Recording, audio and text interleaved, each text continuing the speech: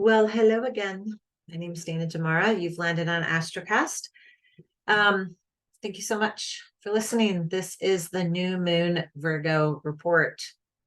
New Moon Virgo happens on the 14th at 6:40 p.m. Pacific Standard Time. Couple things. If you listened to the other recordings, yay you. If you haven't, yay you. You may hear some things that I already talked about for the weekly forecast. However, it's important to understand that this week is a really powerful week, and this new moon in Virgo really prepares us for change. It's preparing us for a sense of grounding before we move into eclipse season. And when we are experiencing the new moon in Virgo, we will still have 7 planets in retrograde. And if you didn't listen to the recording about the 7 planets in retrograde, I would say just go back and listen to it. When I do these readings, I just want to remind you that it's just an overview, a general intuitive look at the geometrical patterns of what's going on with astrology right now. And it's going to be a different energy for anybody listening to this based upon where your chart is kind of commingling with the new moon. So I just want to put that out there. I'm going to share my screen. Okay, make sure that new moon is up there. There it is. Beautiful new moon. Now the new moon is a new moon because why? Because the sun and the moon are conjunct each other. So we have the sun and the moon conjunct each other at 21 degrees in the sign of Virgo. And then you'll see this like beautiful blue triangle. The sun and the moon are trying to Pluto. I'm going to talk about that. Sun and moon are trying to Uranus and also to Jupiter. Now, Uranus and Jupiter are conjunct within the 7-degree orb. Okay, so that means they're within 7 degrees of each other. They're really super close. And so I didn't want to gloss over this because it's important to understand that these transits actually have something to do with the energy of the new moon. So this is the last new moon before the equinox and before eclipse season. So it sets the foundation of any kind of change that's going on for you. It gives you the opportunity to truly let go of anything that isn't working. And if you haven't noticed, we've had a little bit of like, I don't know, stagnation happening in certain areas of our lives because we have 7 planets in retrograde. So, things are happening slowly. So those of you who like speed and you want answers to things, like they're not coming yet. They're just not coming yet energetically. They may, but just keep in mind that you could be forcing it. So try not to force anything, I guess, is what I'm saying.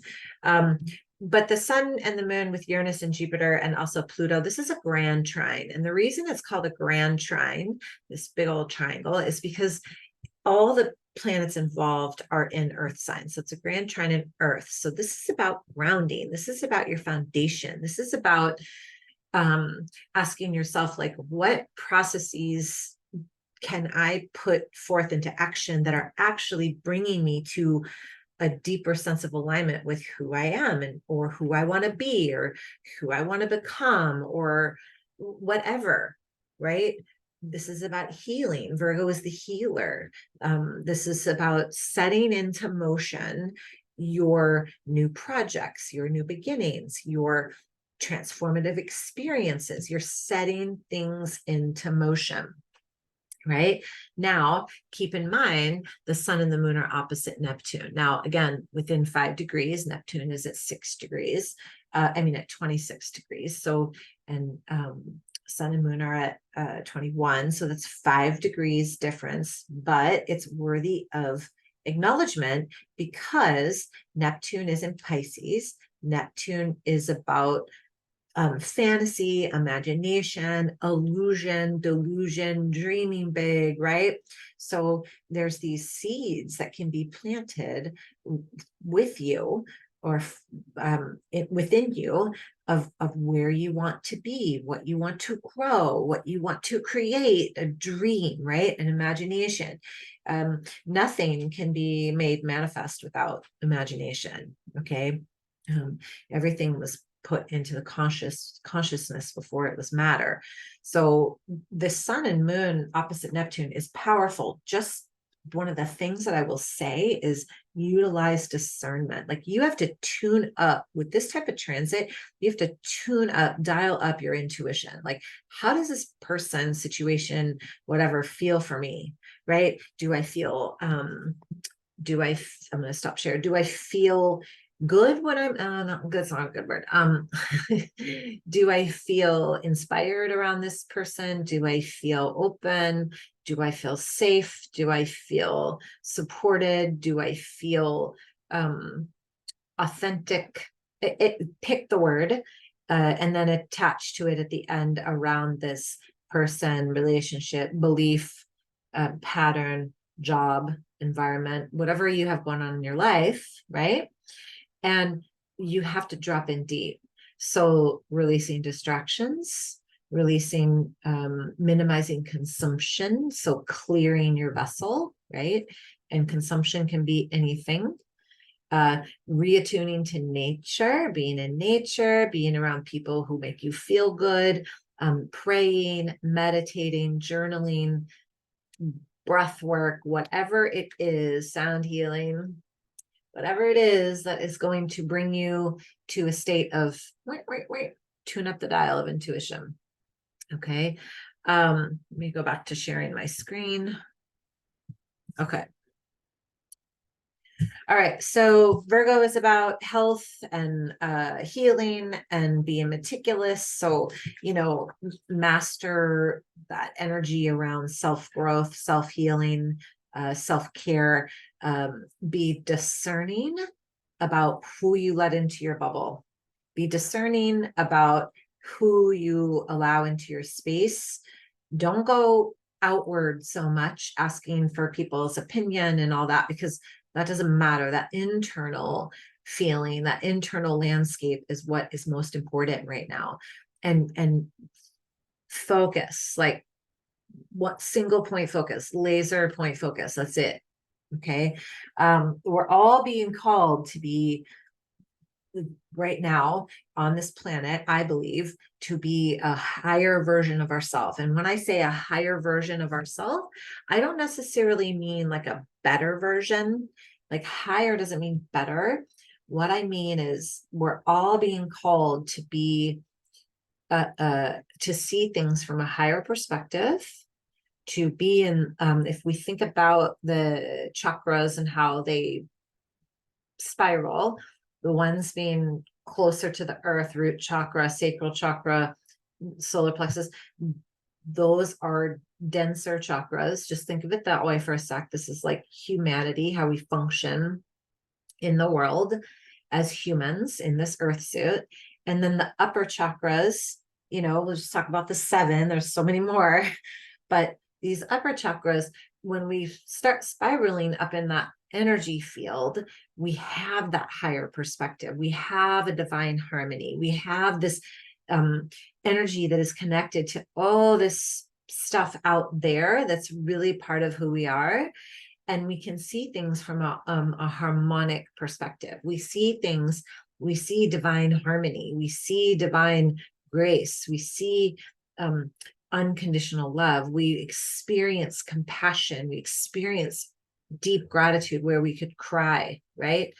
That's what I mean when I say we're all being called to elevate to a higher frequency than this body, all of us.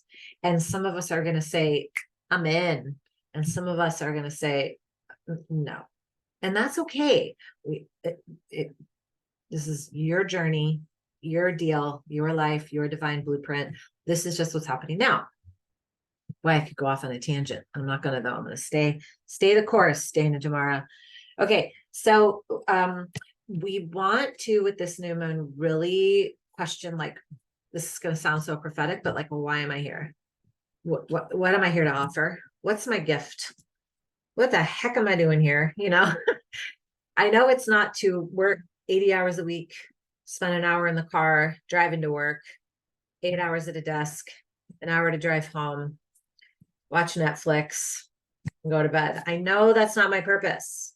And I'm not saying I do that because I I'm not even close to that. I'm just giving an example. Like, that's not your purpose. What is your purpose? Why are you here? Like, what makes you different than everyone else? What makes your gifts amazing? Like all of this, it's so important to check, right? To do a little check. This is the time to check in. The thing that happens when we start to up level our energy is fear starts to set in, right? We're like, we see like a glimpse, right? And we're like, oh my God, this is amazing. Oh my God, look at this thing that's happening. Oh my God, this is great. And then there's this unconscious voice that's like, oh no, don't, that's scary. I don't know, that doesn't seem quite right. I'm not sure. And so what do we do when we're in fear in those lower chakras? We worry, we get, we self-sabotage, we fall into old patterns, we react instead of respond, right? So this energy with all these planets pulling us backwards, all the retrogrades, is actually amazing, because what you can do is notice your patterns, ask yourself how you're feeling in any current situation, and say, holy crap, this is a time to change. How am I feeling in this situation? I'm not feeling all that great. Okay, what can I do to change it? I don't know. Okay, get quiet. This is the time to be like as quiet as you can. Turn your phone on do not disturb. Take a sick day. Whatever you need to do to just like tune out external and tune in this center line of your body, because this is where everything resides. Okay. I'm going to share my screen one more time. Okay. I want to just say really quickly, we have this Grand Trine to Pluto. By the way, Pluto has been in Capricorn since 2008. It's going to leave Capricorn for good at the beginning of 2024. Can I get an amen? So anything you've been working on since 2008, unconsciously or consciously, it's about to come to closure. So get clear about what those things have been. Like, what 3 biggest lessons since 2008? What have you gained? What have you lost? What have you learned since 2008? I know you got it. I can think right away, immediately, bam, bam, bam. It's time to let go of those things completely. Now it's also trining Uranus and Jupiter, which is right down here. Oh, there we go, right down there. This is about building things from a sense of expansion. Pluto builds, Pluto empowers, Pluto's transformation. Jupiter and Uranus are about cutting those cords of old thoughts, old beliefs, having a higher divine inspiration, having an expanded view of everything, and allowing yourself to dream big. Jupiter reminds us that there's a bigger picture, okay? But just remember, Neptune is across here. So is that bigger picture imagination, dreaming, or fantasy, illusion, delusion? Only way you're going to know is to get super, super, super clear. Remember, since 2020, we're moving from a very linear way of being to a very multi-dimensional perception. We are able to see things from a higher perspective. You just have to use your intuition to know what's real. Okay, so take time out to dream, take time out to write out your dreams. What's my purpose? What do I want out of this life? And then literally, like, just allow yourself to receive. Because when we push as humans, first of all, 7 planets in retrograde, there is no pushing right now, you guys. There's no pushing. You can't. You're going to just fall on your ass if you're trying to push right now. So allow things to start to come, allow shifts and changes to happen. They're all for the greater good, whether you know it or not. And just sit with this new moon cycle, because it is a big one. It's beautiful, I promise. If you want your chart read and you want to see how this whole new moon is affecting you, just reach out to me at danazamora.com. If you go to like work with me, I think it says, and then astrology readings, you'll get it. I would do it every year. If I were you, I do it every year. Sometimes I get my chart read twice a year, and I have someone read it for me, because I don't want to miss anything. And I also kind of read along with her so that I can really ask these poignant questions. It's a good time to get your chart read.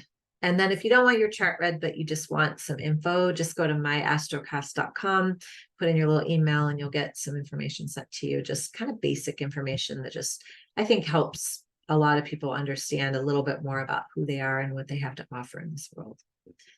Thank you so much. Super grateful to be here. Have such a gorgeous rest of your day. Namaste.